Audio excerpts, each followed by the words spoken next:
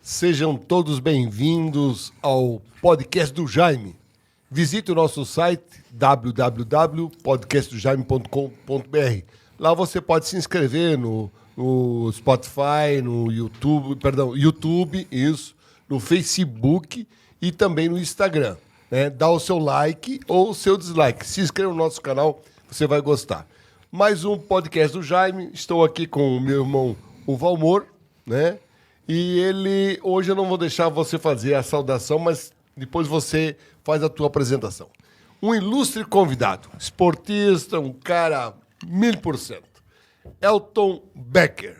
Valmor, continua apresentando ele aí, o nosso amigo, Elton Becker. Elton Becker, que eu tenho a satisfação de conhecer pessoalmente hoje, né, Elton? Isso mesmo, Valmor. O meu filho Guga falava muito de ti e toda a tua história, né, no motociclismo. Então é uma grande satisfação estar diante de ti aqui e saber as histórias e num papo bem descontraído falar sobre motociclismo. É uma parte também prazer de te conhecer pessoalmente, né? Já tinha te visto falar, o Guga já sempre falava de ti também. E o Jaime é meu amigão das antigas, desde a época da Unidade. A gente fez um trabalho junto lá para fazer uma etapa do motocross. Foi, bem lembrado, então, eu não lembrava disso. Então a gente já tem essa parceria do motorhome também, né? Também. Meu sogro tinha motorhome, seu Luiz Fronza. Um dos primeiros de Rio do Sul. Exatamente. Então, eu tenho meu motorhome até hoje. Olha. Meu é veterano, tá lá firme e forte. E uma satisfação estar aqui, né? Eu sou rio-sulense, né? Moro aqui desde 92. Já sou da casa aqui. Já é da casa. Pois é, Elton. Então, nós estávamos falando há pouco, Valmor, ali fora, sobre esse episódio aí da Boate Kiss, que está em julgamento, né? Você nos falava que as restrições depois do episódio foram mais... Você fazia apresentação de moto nas cidades, né, Elton? Isso. A minha última apresentação foi em março do ano passado, em Campo Alegre. E depois veio toda a pandemia, eu acabei parando, né, de andar de moto. E os atletas, né, vamos dizer, eu falo, os pilotos que fazem show comigo, o Leo Fácio e o Polaco, os dois estão machucados. Por que isso? Que aí eu vendi a minha motocicleta, a estrutura continua toda. E como você falou, mudou muito depois desse episódio, porque as coisas começaram... antes a gente levava tudo meio que na brincadeira, assim. Não, mas a cerca ali tá bom. Mas a rampa ali tá tudo certo. Não, aí começou a ter mais exigências por parte da organização, bombeiro, tudo, né? Perfeito. E eu acho que veio para melhorar. Eu acho que isso é bom, para dar mais segurança para o evento. Sempre é bom para melhorar. E me diz uma coisa, e você sofreu muitos acidentes nessas apresentações? Ou foi mais nas corridas, nas competições? Exatamente, foi mais nas corridas. As apresentações, para quem sabe, né, que o freestyle, ele é um salto... Como é que se pronuncia? Freestyle. É um estilo livre, né? Estilo livre. É estilo livre. Freestyle pode ser de bicicleta, né? Tem o freestyle BMX, esse é a gente chama freestyle motocross, né? Uhum. E quem trouxe para o Brasil foi o Negrete. O Negrete trouxe essa ideia diferente. O Negrete é catarinense, não é? Ele é paulista, ele é de Bragança Paulista. E ele ainda anda até hoje, o Negrete. Deve ter o quê? Uns 55 anos por aí. Ele anda até hoje, Negrete. Pois é. Mas o freestyle é isso aí. Mas eu me machuquei mais no motocross mesmo. Porque o motocross, o que acontece? Você larga com 40 pilotos, né? Você e mais 39, brasileiro aí. Estadual aí você anda 20 pilotos, 25, então... E o que acontece? Geralmente acontece uma queda, alguma coisa, você está no teu limite e o salto ali vira para frente. Estou dando exemplos, né? E... sai de traseira a motocicleta, se é arremessado. A gente vê muito isso no MotoGP, né? Esses tombos, assim. Isso acontece no motocross também. Tem muita platina? Tinha uma na clavícula, eu tirei. Deixa eu ver, tinha uma no dedo também, tirei. E é isso aí. Machuquei mais. Tirou, mas continua bem. Continua. Ô, Valmor, tem dois caras em Rio do Sul que quando morrer não pode ser cremado. Eles vão ser derretidos. Um é o Elton. O pato, né? E Isso. o outro é o Elton. De tanta platina que tem. O Pato mesmo, eu não sei como é que ele anda. Todo mundo pega no pé dele, no meu pé também. Mas isso aí faz parte do esporte. Eu acho que quem é atleta sabe, se machuca aí. Não tem. Eu vejo amigos aí jogando futebol, se machucam, machuca o pé, quebra. verdade. É confusão. Ô, Jaime, quando o Elton fala freestyle, é Isso, freestyle. Tu podes definir pra gente, porque até eu mesmo tenho dúvida, como é que consiste essa apresentação de vocês? Vamos por partes, né? Assim, o freestyle veio dos Estados Unidos, né?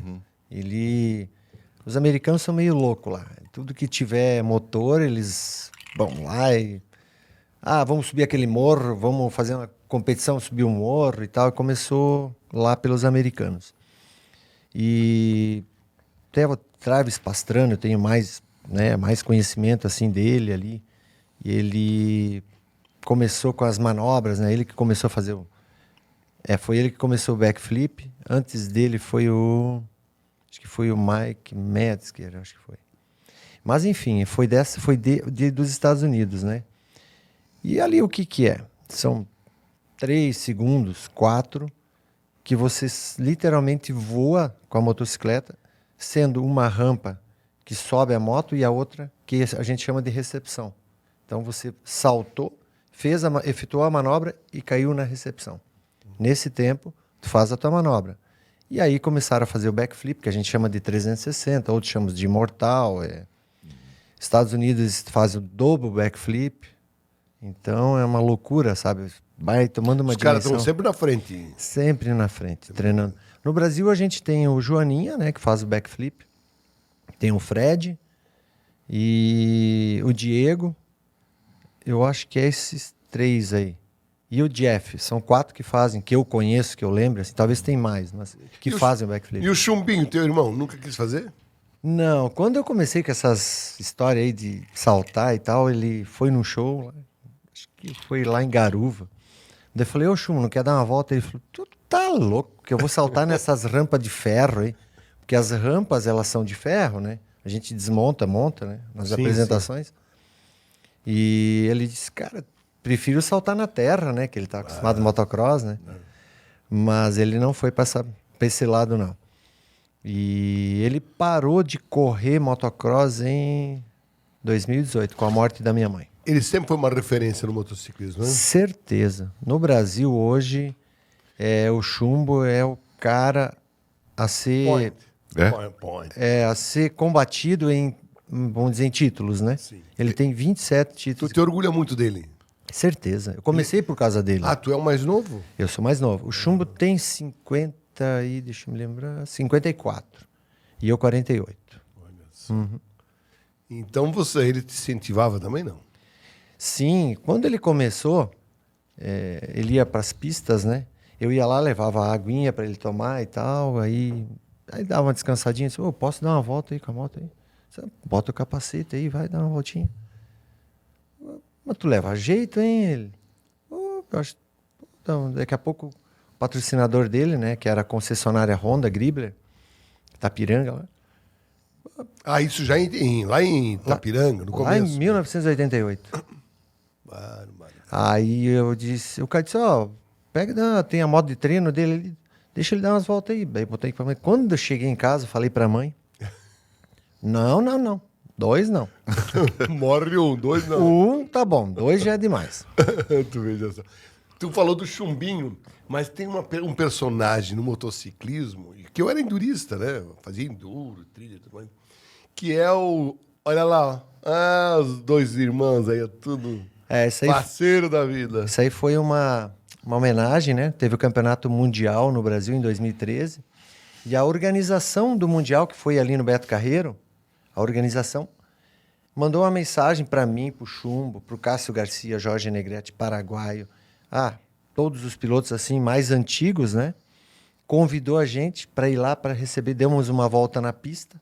Isso no domingo de manhã, antes da etapa do Mundial de Motocross. Olha só. Não, foi fantástico. E a gente, cada um recebeu uma placa e Que tal. momento lindo, né? Lindo, fantástico. Foi um momento, marcou Tu não bastante. mencionou em nenhum momento o japonês voador. Por quê? Não, eu até falo, estou num grupo de WhatsApp dos veteranos do motocross. Ele Gente, participa ainda? Ele parou de correr motocross, Sim, né? parou. Ele, até um feriado ali de 15 de novembro, ele organizou uma etapa dos encontros dos veteranos em Londrina, no Paraná. Olha só. Isso. Então a gente tem contato, claro, tudo hoje é WhatsApp, a gente se conhece, tudo, os pilotos das antigas, fulano, ciclano. Então é uma coisa boa, né? A gente fez amizade. Né? Ele teve o auge dele, né? E depois caiu bastante, né? Devido aos tombos e... E o motocross, assim como todos os esportes mundiais, eles precisam de patrocínio. Então ele também teve os altos e baixos de patrocínio, assim como eu, como o Chumbo, como todos os atletas. Então, hoje em dia tu precisa, né? Queira ou não queira, tu precisa do patrocínio, né? Ô Elton, o motociclismo tem essa capacidade de despertar essa paixão. Quem gosta, gosta e ama o que faz, né?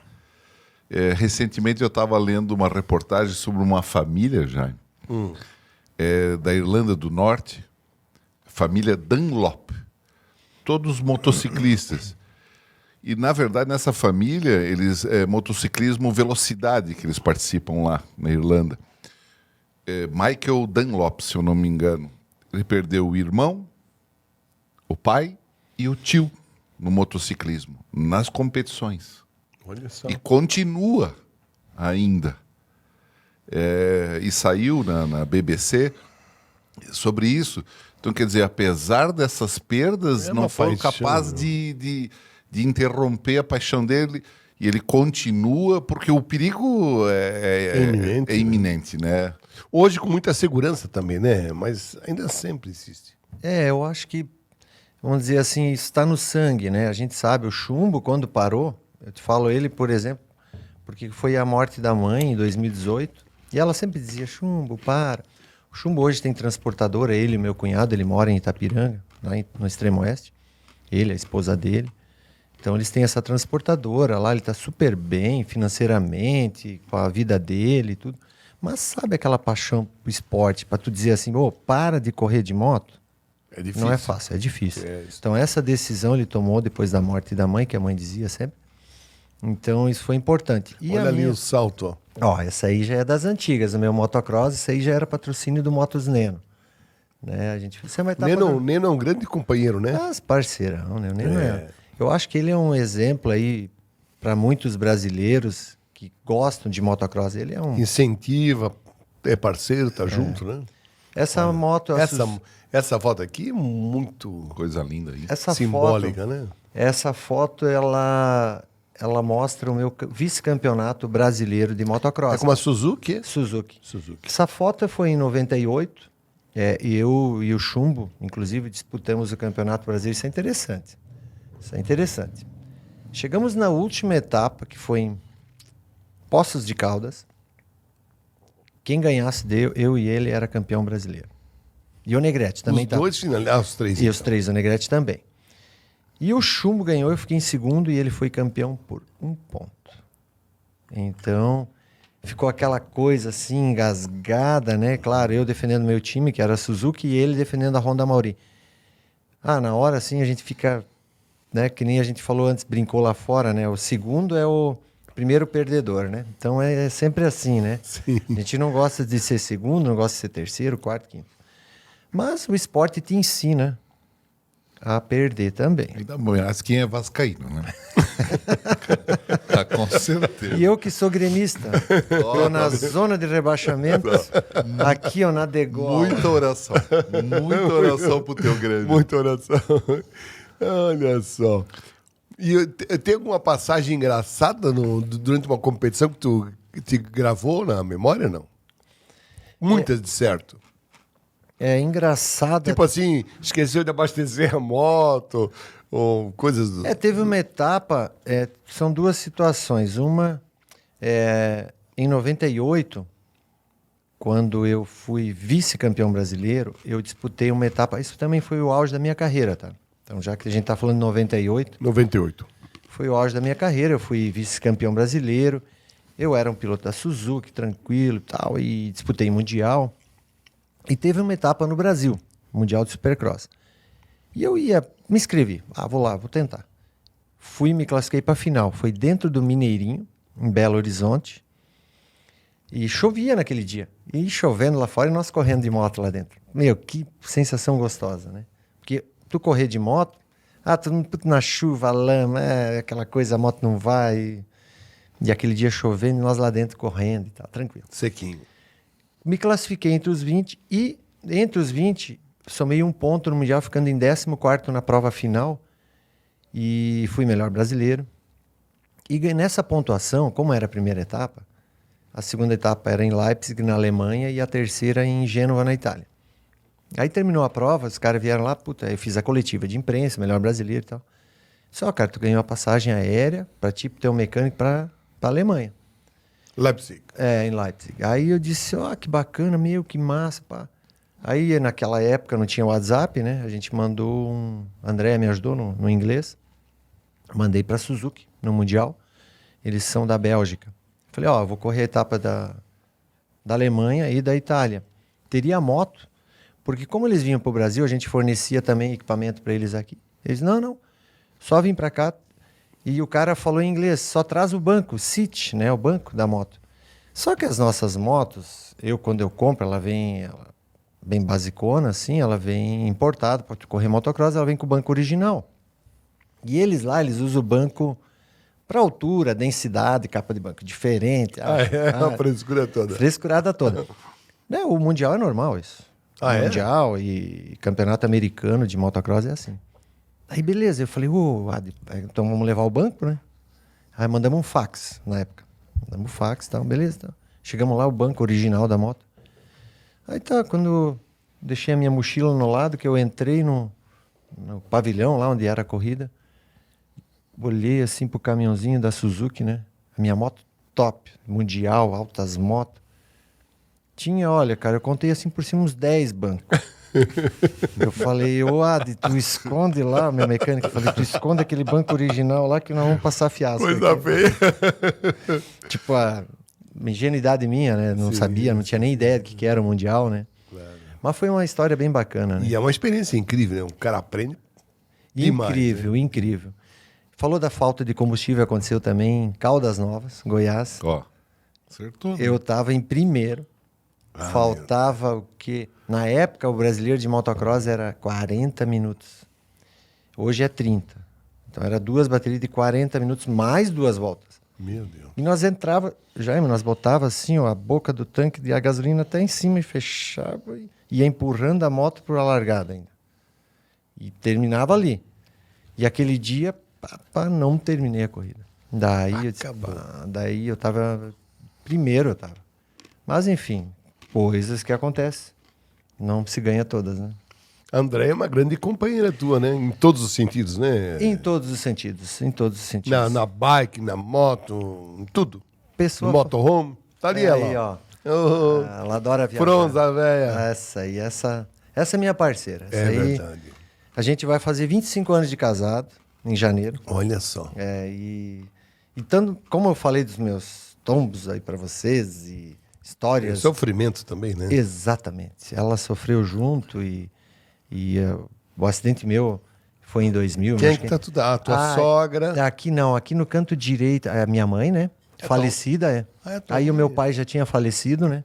Teus irmãos, então. No canto esquerdo aqui é o Luiz, meu irmão, que mora lá em Itapiranga, o Chumbo. Depois vem o Prica, meu irmão mais novo.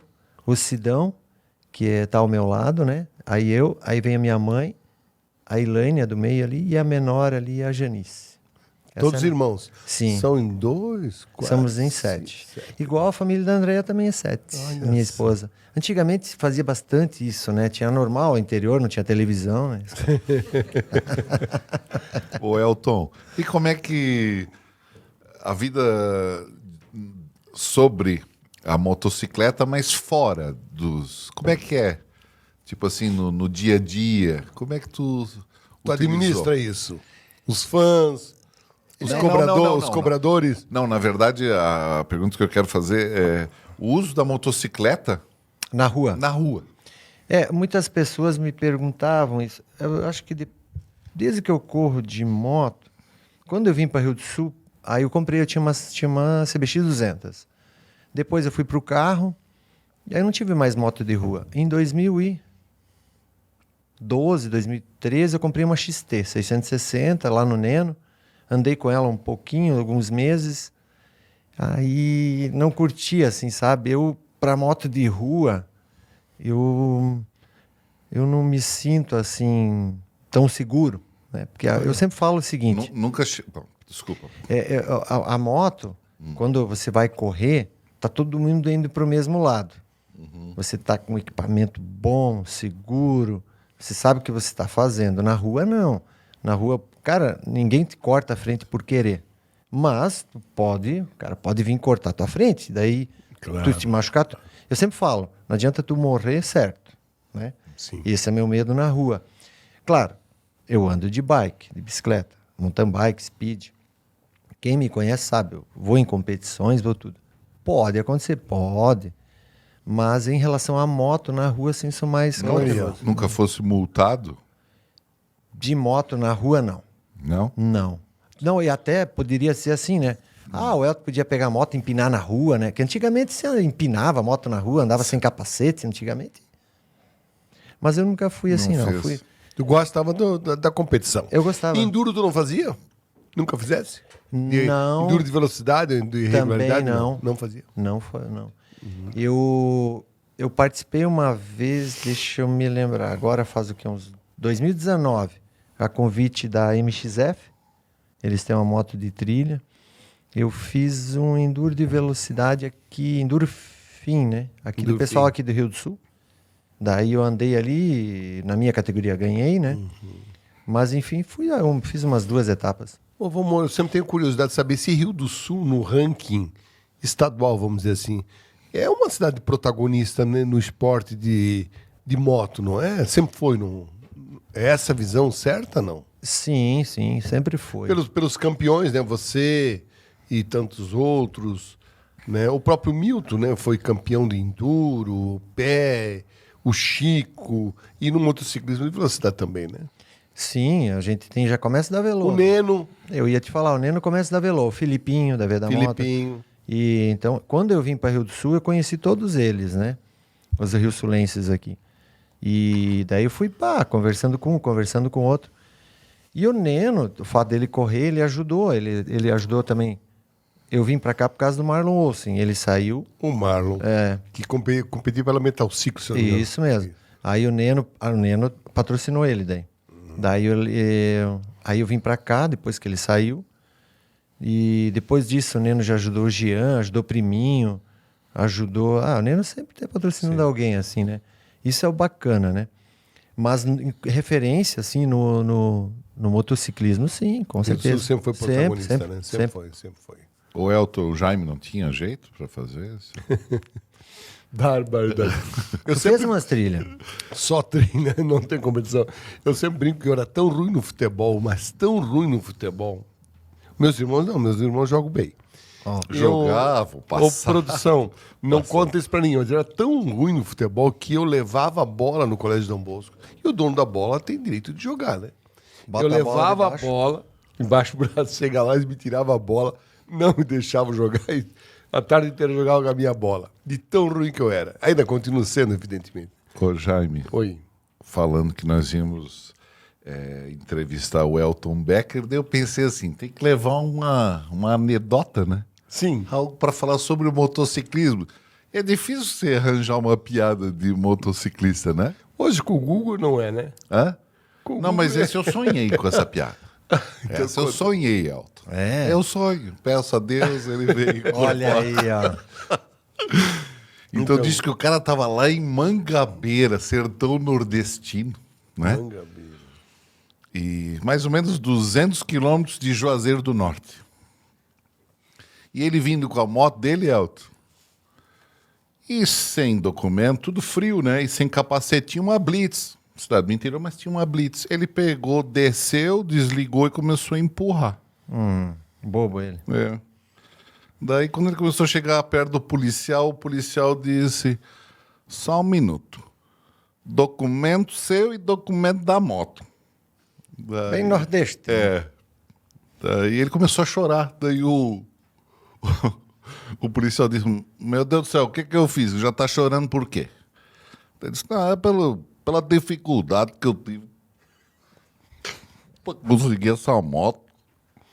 Tá, daí eu disse, o que foi? Ah, porque na verdade é o único meio de transporte que eu tenho. E a minha mulher é merendeira.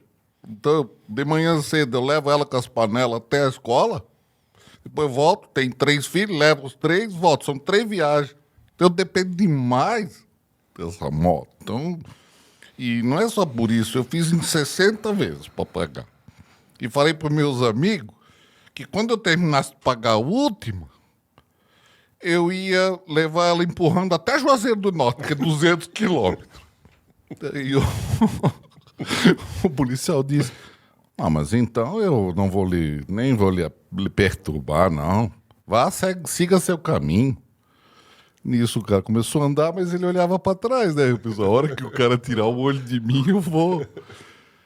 Daqui a pouco, quando ele menos espera, o policial tá de moto do lado dele. Daí ele disse, amigo. Daí ele disse, policial, o que eu... Contei tua história pro meu inspetor e ele se emocionou. Então ele disse para eu ser batedor seu até Juazeiro do Norte.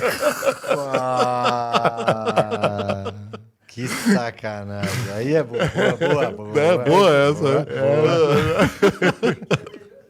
Vai até Juazeiro agora. Ai, meu amigo. Não tem isso que escolher, vai até Juazeiro. Ô, Elton, tem uma curiosidade. Tu e André, claro que gostam de viajar de motorhome, né? Sim, sim. E que tem lembrança tu tem do teu falecido sogro? Cara, ele foi um dos pioneiros, né? Foi um dos pioneiros. Ele e o sim. Léo Sebold. Isso mesmo. E na época, ele que me influenciou para mim comprar o motorhome, né? E eu e ele fomos a Joinville, daí ele disse, Elton. E na época tinha uma D20, e eu, voltando de uma corrida, estava chovendo, capotei a D20, não deu nada comigo com a André, com a moto também não deu nada e tal. Enfim, com o dinheiro de seguro, fui lá e comprei o motorhome. Aí o meu sogro assim, não tinha vindo dinheiro de seguro. Daí ele assim, Elton, se tu não comprar, eu compro. Daí eu, não, eu te ajudo. Tá bom. Daí ele foi lá, adiantou o dinheiro, né? Depois veio o dinheiro de seguro, paguei ele. Mas, enfim, ele que botou na minha cabeça ter motorhome, sabe? Daí tu também teve, né? Tu sabe, tens até hoje, mas, enfim. Ele, na época, eu introduzi o motorhome nas corridas de motocross. Que na nossa época era Fiorino, né? Que eu sou da época ali do Motos Neno. Ou carretinha, né? Eu carregava, eu e o Joel Fronza, carregava as motos em cima e ia viajar, ia pro Rio Grande do Sul e Santa Catarina e ia casa. O Joel também corria contigo, né? Corria, eu e ele, eu e o Joel Fronza. Somos amigos até hoje, andamos de bicicleta juntos até hoje. Legal. Então aí eu vim com o motorhome, né? E depois todo mundo começou o chumbo, comprou o motorhome, todo mundo. Hoje, se tu olhar, acho que no Brasil, assim... Claro que hoje não são mais os motorhome grandes. Depois teve uma época de motorhome grandão, tipo, sim, 13 metros, 11 metros. Isso aí foi, aí acabou. Hoje em dia todo mundo tem, tipo... Van. Isso. Van. Toda ela motorhomezinho, prática. Tu sabias, João Moro, que Rio do Sul tem a maior quantidade, o maior número de motorhomes proporcionalmente ao número de habitantes do Brasil? Não, isso eu não sabia. É mesmo? Se propagou de tal forma com o seu Luiz Fronza, o Léo Sebold e o seu Euclides. Seu Euclides. Euclides Reitz. Né? Conhecia também. E depois veio o Chavinho, depois foram vindo, né? O Chavinho, na verdade, foi o grande difusor, porque ele levava as pessoas juntas, né? Eu tô lembrando de algumas passagens com o Chavinho. Uma vez nós convidamos o Giovanni Nascimento, né? E ele convidava para ir junto, passear, e eles gostavam, como eu também, né? E a gente acabou comprando. De forma que Rio do Sul hoje, a maioria são carros pequenos, tudo de 7 metros, 8 metros, 9 metros no máximo. Mas é uma cidade com o maior número de motorhomes do Brasil. Poxa. Inclusive, hoje tem aplicativo, né? Eu descobri isso aí. Claro, Cara, que esquema bacana. E é a única cidade do Brasil que oferece aos campistas um local apropriado, com luz e água e esgoto, para estacionar motorhome de graça. Isso mesmo. É. Timbó também tem. Eu fui correr de bike outro dia, em Timbó, no feriado. E aí cheguei lá, Aí tinha um motorhome do meu lado e tal, aí batendo papo com o cara, não, eu venho sempre acampar aqui e tal. Aí eu fui no aplicativo, aí eu vi. Timbó também Viva tem. sobre rodas, né? É esse mesmo. Esse. E é bacana aquele E aplicativo. vocês dois já se encontraram? Em acampamento? Acho que não. Acho que não. Eu acho que uma vez Piratuba, não sei se tu foi. Nós tava lá. Foi eu e meu sogro. Fui com o meu motorhome e meu sogro com o dele. Não sei se tu tava lá naquele. Não. Nós viajávamos direto. Não. Mas acho que a gente não se bateu, não. Não. Só encontro de moto. Encontro de moto não, desse show que você apresenta. Eu estive em algumas cidades e presenciei esse show. Achei muito interessante. E o motorhome em si é uma coisa muito bacana, né? Porque tu pode viajar, enfim. Eu sou da época de parar em posto de combustível. Não depende de hotel, né? Eu sou da época de parar em posto de combustível, né? Hoje não. Você abre o aplicativo, vou ir para Foz do Iguaçu. Vou até tal cidade que lá tem um ponto lá que tem água, luz. Bacana isso aí, né? O Elton disse que agora com a pandemia houve uma crescente, né? Muito. A indústria de... Eu fui lá na Santo Inácio, em Gramado, com o meu cunhado. A gente foi lá. Ele comprou um motorhome. Diga-se de passagem, o melhor motorhome do Brasil, né? Lindos motorhome. O cara disse, olha, na pandemia mesmo, ela foi... Explodiu. E ele não aumentou a produção, não. Ele manteve a dele, ele disse, não, tô indo dentro do que eu posso fazer. E ele tá lá, fazendo motorhome. Não, olha só em Rio do Sul aqui com o do Arão, do Ari. O Ari achou... Tá produzindo... Isso ali é um esquema muito bacana. Você pode colocar em cima da caminhoneta, né? Bem bacana. Eu tive um daqueles e vendi há pouco tempo. Muito bom. Rio do Sul está se mostrando um grande protagonista desse do RV. Mas eu queria contar para ti rapidamente, Valmor, que a gente acampa aqui no Brasil de um jeito, né? Como ele falou, o Elton. Tu vai num posto de gasolina, numa borracharia, qualquer lugar. Lá nos Estados Unidos, eu acampei com a minha filha, fui lá de motorhome. É tudo no local específico, né? Aqui no Brasil, tu estaciona num posto de gasolina, numa borracharia, como eu já falei. Tu faz amizade com o borracheiro, ele te dá luz, água, e no outro dia ele te convida para ser padrinho de batismo do filho dele. E tão aconchegante, né? É um troço muito legal. É verdade. O Brasil é assim mesmo. Então tá. A gente tinha falado da pandemia, eu vi uma reportagem por causa do acesso a restaurantes e tudo mais.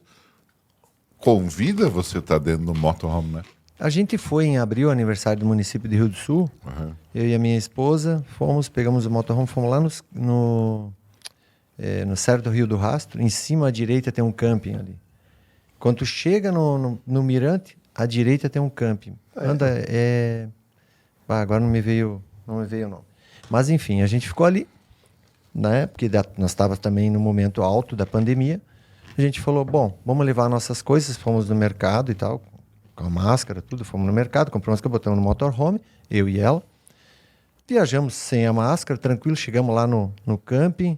Atendente, né, normal, nós atendemos com a máscara, estacionamos o motorhome e lá tiramos a máscara e ficamos até domingo. Ficamos de quinta, sexta, sábado, domingo, voltamos para casa. Então, que eu digo assim, a gente ficou com receio, assim, né? Não vamos, tu falou restaurante. Não, nem paramos em restaurante. A gente fez todas as alimentações ali, dormiu ali, ficou em meio à natureza, levamos as bicicletas, pedalamos. Bacana, né? Uma das coisas que fomenta o crescimento do campismo em Rio do Sul são os encontros que nós fizemos ali no Harry Robos. Isso. A gente faz os encontros, VQQ, chamados VQQs, Vem Quem Quer, e as pessoas visitam, conhecem, começam a perguntar, a mulher gostou e tal. E olha, tu não acredita, mas hoje nós estamos com perto de 100 proprietários entre trailer, camper, motorhome e tudo mais. Pô, que legal. Legal, bem legal. Mas vamos lá, conta um pouco mais da tua vida aí, Elton. Olha aí, ó. É só troféu, cara. Ô, Jaime, eu tinha uma curiosidade até para emendar aqui pro Elton, que a gente sempre vê, às vezes, o piloto, ele sobe na máquina e realiza o seu... Tu tens a curiosidade, por exemplo, para mexer na mecânica da moto? O Chumbo sempre... foi um cara que sempre soube mexer muito bem na moto. Eu já não. Eu tinha a noção de acerto de algumas coisas, mas eu mexer na motocicleta não tinha. O Chumbo tinha. Então esse era o diferencial. Talvez porque ele era mais velho, ele sempre ajeitava as coisas para mim, eu sempre pegava no pé dele e dizia, ô Chumbo, dá uma regulada lá, então. né? Eu sempre falo para ele, para todo mundo que sabe, ele foi meio que meu pai. Porque eu saí de casa com 15 anos, a gente foi morar junto em São Miguel do Oeste, para correr para a equipe Honda lá. Cara, era pertinho, mas a gente saiu de casa. Então, eu chumbo, tu tem que cuidar, né? Dinheiro aqui, pagar as coisinhas ali. Então, ele meio que me ajudava a administrar essa parte, né? E acabou que a gente foi passando, fomos para uma equipe junto em Chapecó. E daí, em 92, que a gente se separou, né? Ele foi para um lado, eu fui para o outro. Em que ano isso? Em que ano? Em 92, foi o ano que eu vim para Rio do Sul. Por que veio para Rio do Sul? Por causa que, na época, nós estávamos sem patrocinadores, eu e o Chumbo. O Chumbo foi para Joinville e eu vim para Rio do Sul. O Marlon tinha saído do Neno, minto. Eu vim para Rio do Sul, o Marlon foi para Joinville e o Chumbo foi para o Paraná. E aí, o que aconteceu? O Chumbo estava perto, né, entre aspas, e eu aqui em Rio do Sul. A gente começou ele ia para as corridas junto, ele também, a gente marcava e tal. E ele começou a teoricamente me ajudar mais para ir para os brasileiros. Até então eu não ia em campeonato brasileiro. E ele ele foi campeão brasileiro em 91, né? Então, ele me ajudou bastante nessa parte aí, sabe? Então, sempre fui, entre aspas, meio que meu pai, assim. Um paizão. Uhum. E o teu pai gostava de moto? Meu pai gostava de moto. E até tem uma foto que ele mostrou do pódio ali, que eu botei antes ali. Foi uma etapa em Carlos Barbosa. Eu tenho uma placa, essa placa que diz: essa é para o nosso pai Cídio Becker. Foi bem o ano, pode ver que a gente tá meio chorando e chumbo ali. Foi o ano que o pai morreu. Então isso tinha acabado de acontecer, fazia 2 meses, acho uns 2 meses. Mas ele tinha moto, teu pai andava de moto? E o pai tinha uma CG que ele andava lá em Itapiranga e tal. E sempre apoiou. Ele, no início, ele ajudou a pagar a moto do Chumbo. Porque antigamente, né? Hoje tem moto importada. Na época a gente andava de XLX. Todo mundo sabe que era uma moto pesada, né? Aí o pai ajudou a pagar a moto. E aí o Chumbo começou a correr e assim foi. O pai sempre apoiou, né? Esse é o teu pai? Meu pai e minha mãe, né? Eles também, foi um pouquinho antes dele falecer, né? Meu pai. Coliseu. O Chumbo levou eles para viajar lá para a Europa e ele voltou de lá, assim, ele só... Maravilhado. Maravilhado. E coincidiu tudo que ele voltou de lá, ele passou aqui em casa, né? Ele veio da Itália, voltou, veio de Joinville, veio para cá, ele dirigia bem na época, assim. E o Chumbo disse: teu pai não tá bem, assim, sabe? Dá para ver que a respiração e tal. Ele voltou, aí passou o quê? Uns 14, uns 20 dias, aí ele faleceu. Deu um mal súbito, um ataque, né? Não sei como é que chama. É ataque, né? Que deu nele daí. Olha aí, ó.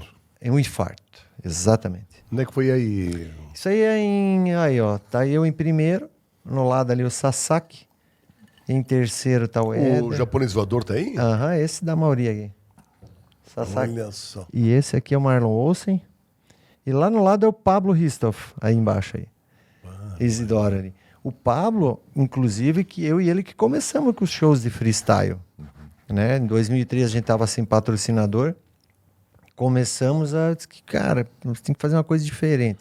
Meu irmão mais novo, o Prica, falou: por que tu não faz uns shows de moto aí, umas coisas...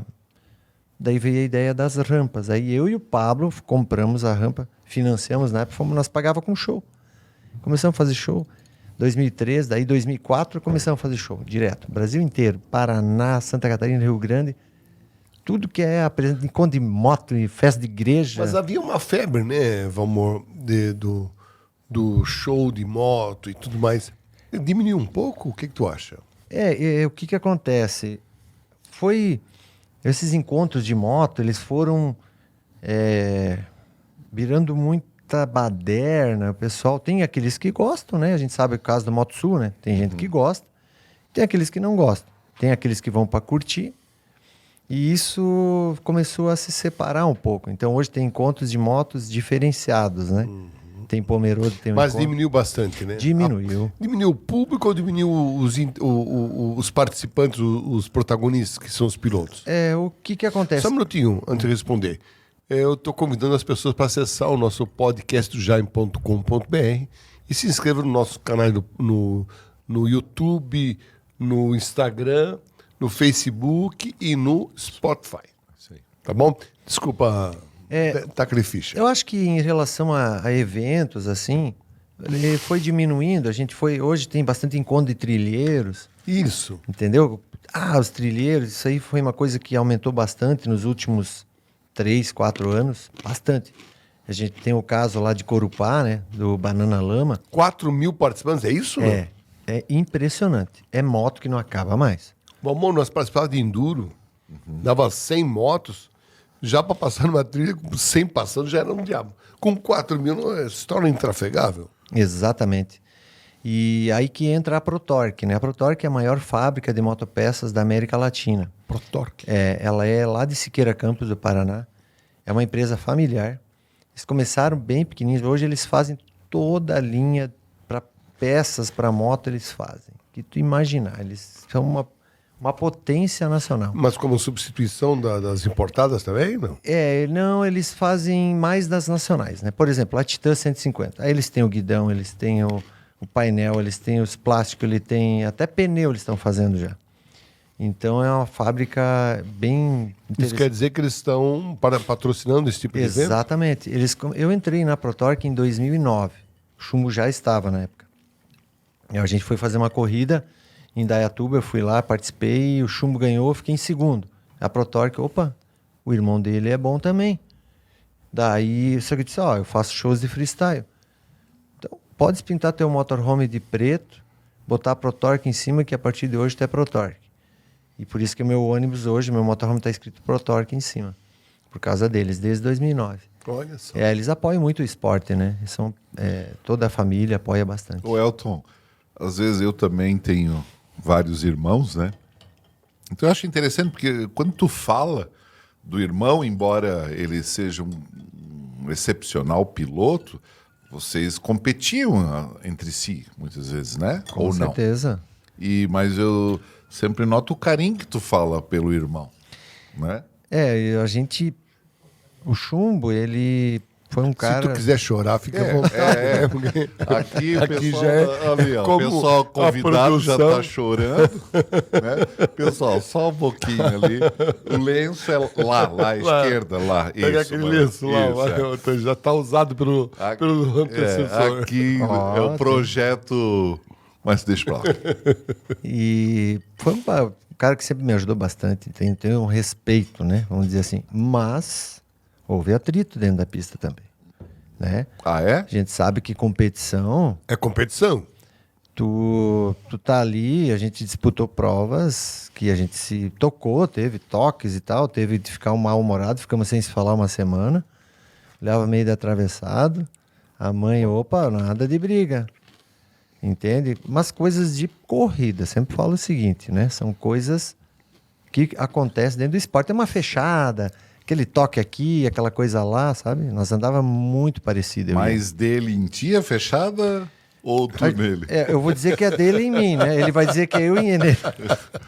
Não, porque nós também, quando éramos pequenos, o maior respeito que tinha pelo Jaime, mas ele gostava de pegar o franguinho no final, né? Olha aí, a gente não tinha comida ainda. Olha aí, pegava viu? no colo, amor. Hã? Eu te pegava no colo. Isso aí a gente fala em outro podcast, essa coisa de que pegar ele no era colo. pequenininho, Não né? gosto quando o irmão pega no colo, eu não gosto. Nosso pai morreu em 70. Ele era pequenininho, eu já tinha 12 anos, então a mãe não tinha tempo. 70 de novo, né? A minha mãe não tinha tempo de cuidar dos outros, eram muitos filhos, então ela dizia, cuida desse rapaz. Eu pegava no colo, dava de mamar. Não, mamar não tinha nada de dar de colo.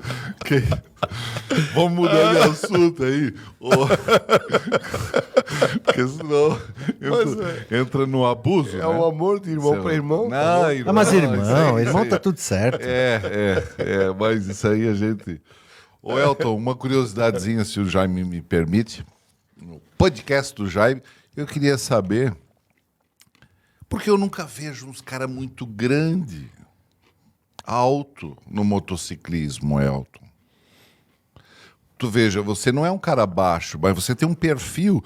Se tu for na Fórmula 1 também, o Schumacher tinha o quê? 1,75 m, no máximo 1,80 m. Tu não vê caras muito altos. Até porque senão, se tu disser que tem, nós vamos começar, né, Jaime? Tem tempo? Dá tempo, né? Não dá mais, não.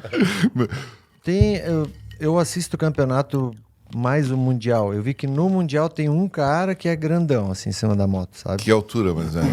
1,90 m? É, por aí? Sério? Tem. E Meu Deus, um cara agora que tem não uma manobra dela no Mas ar. é desvantagem alto ou não? Claro que é. É, O né? cara é pernudão, cara alto pra caramba. Né? No Numa corrida motocross na lama, ele dá umas pasadas, vai longe, né? é diferente de um voleibol, de um basquete, né? Que é isso que você está falando. Isso, exatamente. Então, o motocross, ele é difícil você ver. Eu acho que tá mais Não no atrapalha, meio. porque quando eu fazia trilha, eu ia com as pernas abertas, ia levando todo o cipó e mato na frente. Isso atrapalha muito. É. As pernas compridas. Porque até para a turma mais jovem aí, que nasceu em 2000, eu vou falar uma curiosidade. Quem não conheceu, mas aqui se conheceu, o jogador Sócrates, né? Aquele que... Coluna que reta sempre. Isso, que fomentava a democracia já dentro do Corinthians, lá nos anos 80. O Sócrates era um cara de quase 1,90 m. E ele foi consagrado pelo toque de calcanhar. E daí um dia eu vi uma entrevista dele que, como ele era muito alto, Elton, e o pé 38, para ele girar, ele perdia o equilíbrio. Então ele adaptou o toque de calcanhar já para não precisar virar, porque senão desequilibrava. E eu também não sei por que eu falei isso. Aproveitando. Esse vídeo que tá foda. Eu tava tentando ver que onde é que ele ia pariu. terminar com essa merda. Porra. Se porra, ele começou a falar do Sócrates. Ele vai terminar em algum lugar com esse troço aí. Da academia, da academia de Platão, Puta nós que vamos acabar pariu. essa merda aqui. Vamos lá. Acesse o nosso site www.podcastdojaime.com.br e lá se inscreva nos nossos canais, no Spotify, no YouTube, no Desculpa, Facebook e no Instagram. Só E dê o seu like ou o seu dislike. Será um prazer recebê-lo. Mas esse meu irmão é uma parada, diga lá. Eu queria te falar um detalhe que dos anos da pandemia. Eu já corria de bicicleta antes, né? Eu já participei do Márcio Mai, teve etapa do Márcio Mai já. Agora não tem mais. No Já faz circuito catarinense, né? ele sempre.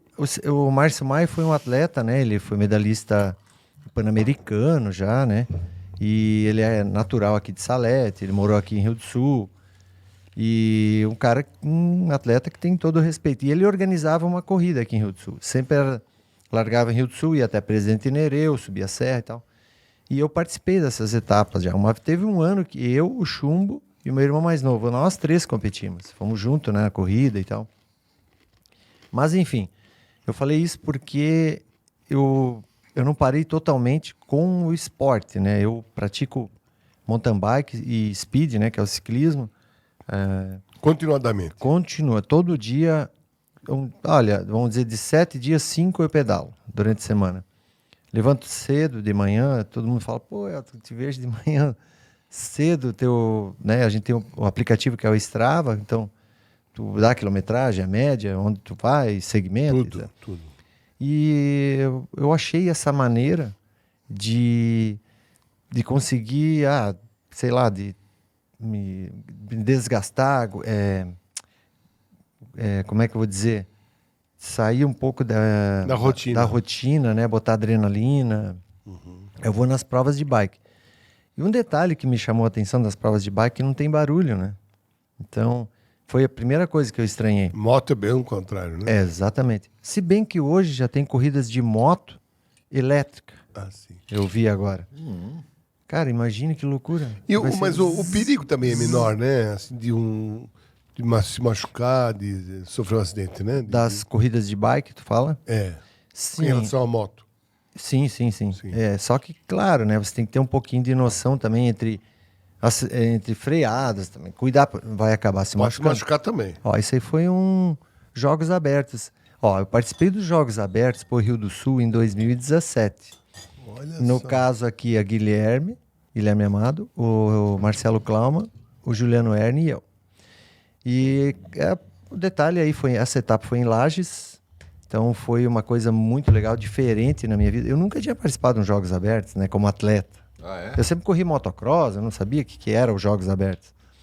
Daí, Foi legal? Foi muito legal, foi muito legal. Qual que era a ideia? Era somar um ponto. Terminar a prova, você somava um ponto, pelo menos, pro ciclismo rio-sulense. E aí foi feito, nós 4, cada um fez um ponto, somamos ponto. Nesse ano, em 2017, acho que a gente foi quarto, né? No caso, na geral, né? Porque aí entra ciclismo, entra BMX, entra cross country, entra tudo. Entra tudo no ciclismo, né? Aí eu comecei a andar de bike aí. Deixa eu só perguntar uma coisinha. E rapidinho, o videogame? Ô, videogame aí. Jogo também, jogo. É? Aham. Pro Evolution Soccer. Fábio Soar, conhece? Fábio Soar.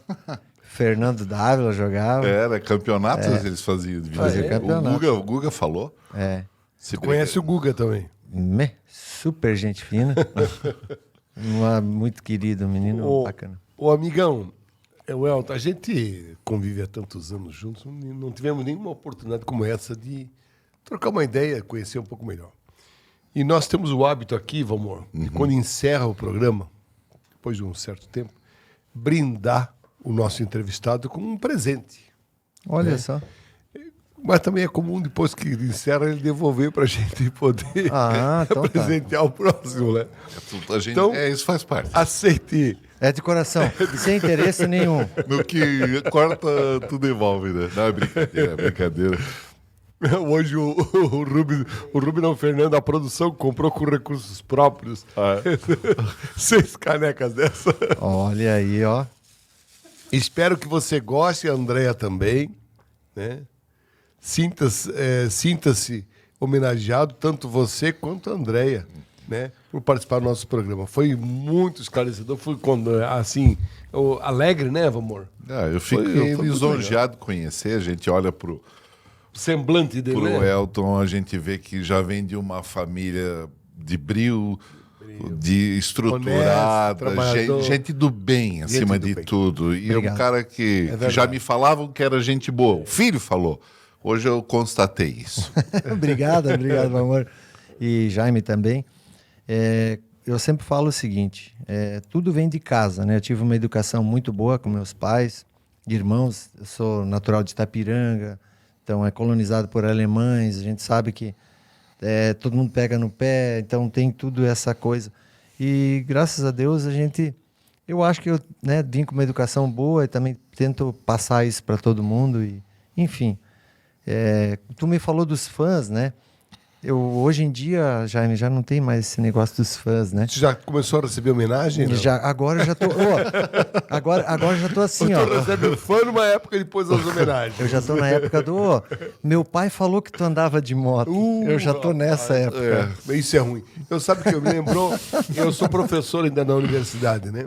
E anos Aliás, o professor que mais deu aula na Unidade, da história da Unidade. Mas eu não duvido, eu conheci ele na unidade. Então, eu no primeiro dia de aula eu me apresento, já para a escolinha de professor e tal, e um desgraçado me levanta lá de vez em quando. O professor Jaime, o meu pai foi seu aluno. Ah, que legal, bacana. Tal. Aí outro, professor Jaime, a minha mãe foi sua aluna e tal. Eu disse, se eu vou parar com essa merda aqui, que se alguém disser que o meu avô foi seu aluno, eu vou reprovar de cara. Obrigado, amigão. Foi um prazer, foi show de bola. Valeu, também. Elton. Obrigado também. Satisfação enorme participar do programa. Leva a caneca pra casa, não precisa devolver. Posso levar? Não precisa devolver? Ó, Um abraço para a família, Elton.